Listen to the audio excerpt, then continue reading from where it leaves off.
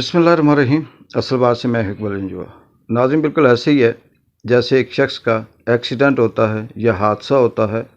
और वो बेहोशी की हालत में होता है या बिल्कुल मर जाता है। उसके जो रिश्तेदार होते हैं, चाहने वाले होते हैं, घर वाले होते हैं, फैमिली मेम्बर्स होते हैं, वो उसके इर्द गिर्द जमा होते हैं और दुआएं कर रहे होते हैं कि या अल्लाह ये बच जाए। वो शख्स बहुत टाइम तक, कई घंटों तक कोमे में होता है या हरकत नहीं करता और हर एक की के जहन में यही होता है कि ये शख्स अब अल्लाह को प्यारा हो गया है, कलमे पढ़ना शुरू कर देते हैं। फिर इसी असना में उस शख्स की जिस्म में कहीं हल्की सी हरकत होती है, उसका हाथ हिलता है या पाँव हिलता है, तो सारे के सारा ख़ानदान, वो रिश्तेदार दुआएं मांगना शुरू हो जाते हैं और ख़ुश होना शुरू हो जाते हैं कि ये अभी ज़िंदा है और उन्हें ये उम्मीद लगती है कि ये बच जाएगा क्योंकि इसने हरकत की है और ये ज़िंदा है। बिल्कुल इसी एग्ज़ाम्पल को हम अपने इस मुल्क की बदकिस्मती से जो इंसाफ का, अदल का निज़ाम है, उसके ऊपर रखते हैं। कल बड़ी मुश्किल से अदलिया ने तोशा खाना केस में इमरान खान की ज़मानत की और उस केस को मुअत्तल किया, तो पूरे सोशल मीडिया में जितने भी पाकिस्तान के अंदर वो लोग जो समझ चुके हैं कि हमारे मुल्क के साथ क्या हो रहा है, अदल और इंसाफ का किस तरह से कत्ल हो रहा है, किस तरह से ये वेंटिलेटर पे है और हमारा मुल्क कहाँ जा रहा है, तो उन्होंने सोशल मीडिया पे खुशी के इज़हार में किसी ने मिठाई के डब्बे लेके आए, कोई मुबारकें दे रहा था और कोई जलसे जुलूस निकाल रहा था और एक दूसरे को यही पैगाम दे रहे थे कि हमारी अदलिया अभी ज़िंदा है। इवन कि वकला ने भी जब प्रेस कॉन्फ्रेंसेस की तो उन्होंने कहा जी कि हम एक आज़ाद मुल्क में रह रहे हैं, अभी इंसाफ हो रहा है और हम ज़िंदा हैं। ये क्यों था और किस वजह से था? बदकिस्मती से रियासत के अंदर जो अदल व इंसाफ होता है, जो अदालतें होती हैं, जजेस होते हैं, ये अनबायस्ड होते हैं और ये हर एक आम व ख़ास के लिए इनका जो फ़ैसला होता है वो बराबर होता है। ये हक़ व सच का फ़ैसला करते हैं और इंसाफ देते हैं। लेकिन हमारे मुल्क का निज़ाम उसी एक मरे हुए शख्स के बराबर है, उसी मुर्दार शख्स के बराबर है कि जो उसके साथ हादसा होता है और वो कोमे में चला जाता है या फिर उसकी सांसें निकल जाती हैं, ऐसे लगता है कि जिस्म उसका साकित हो जाता है और ज़रा सी वो हरकत करता है तो हर एक चाहने वाले के लिए खुशी की खबर होती है कि ये ज़िंदा हो जाएगा। हमारे मुल्क के अंदर भी बदकिस्मती से कहीं किसी कोने खुदरे से अदालत किसी तरह से एक ऐसा फ़ैसला दे दे जिसके बाद उससे फिर मरना होता है, लेकिन लोग इसलिए उम्मीद रखते हैं कि शायद अदलिया को समझ आ गई है, अब इसने टर्न लिया है और ये एक आज़ादाना फ़ैसला करने की सलाहियत रखती है। तोशा खाना केस में इमरान खान का जो फ़ैसला जैसे आया जैसे ना आया, उस पर क्या बात की जाए, आप सब सुन भी चुके होंगे और पता भी चल चुका होगा कि उसके बाद उसको इमरान खान को साइफ़र केस के अंदर फिर से गिरफ़्तारी का ऑर्डर है और अगर साइफ़र केस 20-15 दिन महीना चला तो उसके बाद फिर नैब केस खुल जाएंगे और बहुत से केस इस तरह से हैं खुल जाएंगे। मसला यहाँ पे ये नहीं है कि आइन, कानून और इंसाफ क्या कहता है, अगर उस पे बात करें तो ये केस बनते ही नहीं हैं, लेकिन इस पे बात इसलिए की जा रही है कि ये ना आइनी केस है, ना कानूनी केस है, ना कोई ख़िलाफ़ वर्जी है और ना इन केसेस के अंदर कोई हकीकत है। ये बिल्कुल सरासर दुश्मनी, नफ़रत, बुग़्ज़, फस्तायत और सियासी इंतकाम और सियासी बदला लेने की जो उस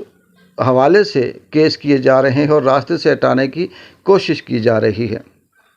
हमारी जो तारीख़ रही है पाकिस्तान के अंदर, सियासत की हो, ताकतवर हलकों की हो या अदलिया की हो, ये बदकिस्मती से 75-76 साल हो गए। एक तरफ से हम कहते हैं कि इंडिया चाँद पे पहुंच गया, लेकिन ये आज भी हमारे जो मुक़्तदर हलके हैं वो एक कहीं और से डिक्टेशन लेता है, वो जो अदारा है वो किसी और से डिक्टेशन लेता है, उस इदारे को कहीं और से डिक्टेशन आती हैं। बिल्कुल इसी तरह से जैसे कोई कंपनी का मालिक हो और वो एक ऑर्डर पास करता है, मालिक नीचे एमडी को, एमडी ऑर्डर पास करता है जीएम को, जीएम ऑर्डर पास करता है अपने मैनेजर को, मैनेजर अपने पास करता है सबऑर्डिनेट को और करते करते एक लेबर तक वो बात जाती है। اور لیبر پھر آگے جو سینئر ہوتا ہے اسی طرح سے ایک حکم دیتا ہے. تو کہنے کا مطلب یہ ہے کہ اس ملک کے اندر بھی ایک کمپنی کی طرح کا ایک نظام چل رہا ہے جس کا کوئی اپنا خود مختار ادارہ نہیں ہے. نہ عدلیہ اپنے مرضی سے حق و سچ پہ انصاف پہ فیصلہ دے سکتی ہے، نہ بیوروکریسی کوئی فیصلہ کر سکتی ہے، نہ جیل حکام کوئی فیصلہ کر سکتے ہیں، نہ سیاستدان کوئی فیصلہ کر سکتے ہیں، نہ ہی جو ہمارے مقتدر حلقے ہیں میڈیا اپنی مرضی سے بول سکتا ہے، بلکہ وہی ڈکٹیشن، وہی لائن جو کہیں نہ کہیں سے واٹس ایپ پہ آتی ہے وہی میڈیا پہ بیٹھ کے بات کی جاتی ہے اور ایک نیریٹو بلڈ کیا جاتا ہے. لیکن یہاں پہ سب سے بڑا سوال یہ پیدا ہوتا ہے کہ دشمنی سے، نفرت سے اور ڈنڈے سے کب تک ان لوگوں کے روکا جائے گا؟ اس نفرت کا اینڈ کیا ہوگا؟ اس دشمنی کا اینڈ کیا ہوگا؟ مان لیتے ہیں کہ ماضی میں ایسا ہی تھا کہ انہیں پتہ تھا کہ یہ تو کمزور ہے، خوف دلا کر عوام کو روک دیا جاتا تھا، گرفتار کر کے عوام کو روک دیا جاتا تھا. لیکن جیسے جیسے وقت گزرتا جا رہا ہے، جیسے جیسے شعور آتا جا رہا ہے، جیسے جیسے عوام کے اندر آگاہی آتی جا رہی ہے، سسٹم کو سمجھتے جا رہے ہیں، انہیں پتہ چلنا شروع ہو گیا کہ کون کس کے پیچھے کون ہے اور ان کی ڈوریاں کہاں سے ہل رہی ہیں. تو یہ لوگ پھر اگر سامنے نہیں بول سکتے تو دلوں میں نفرت ضرور رکھتے ہیں، اور جہاں موقع ملتا ہے اپنے اس نفرت کا اظہار چاہے وہ غباروں کے ساتھ جھنڈے باندھ کر آسمان میں چھوڑنے سے کریں، یا اس کا اظہار سوشل میڈیا پہ مٹھائیوں کے ڈبوں سے کریں، یا اس کا اظہار کہیں بھی کسی جگہ پہ کوئی بات کر کے یا ووٹ ڈال کر یا کسی بھی حوالے سے وہ اس کا اظہار کرتے ہیں. تو یہ جو اسکرپٹ چل رہا ہے یہ پرانا جو انگریزوں کے دور کا اسکرپٹ ہے کہ آپ سب سے پہلے معائنہ کریں اور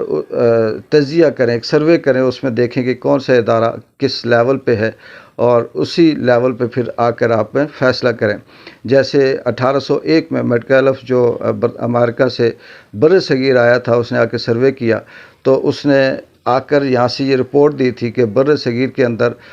ہم کسی کو شکست نہیں دے سکتے کیونکہ یہ جو قوم ہے یہ پڑھی لکھی ہے، ان کے اندر شعور ہے. پھر وہاں سے ایک آرڈر آیا تھا کہ آپ کو کتنا عرصہ چاہیے اس قوم کو جاہل بنانے میں؟ اس نے کہا تھا مجھے 50 سال چاہیے. پھر اس 50 سال کا ایک پلان کر کے 30 سال کے اندر اس نے بر صغیر سے جو